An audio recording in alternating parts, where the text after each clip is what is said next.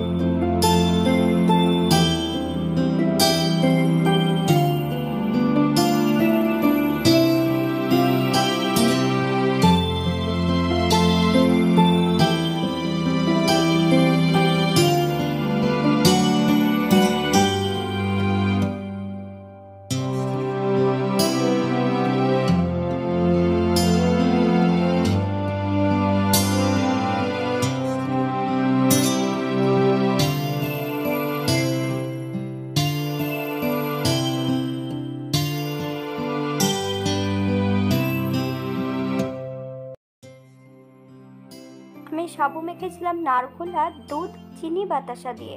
আপনারা চিনির পরিবর্তে গুড় যদি পছন্দ করেন তাহলে গুড় অ্যাড করতে পারেন।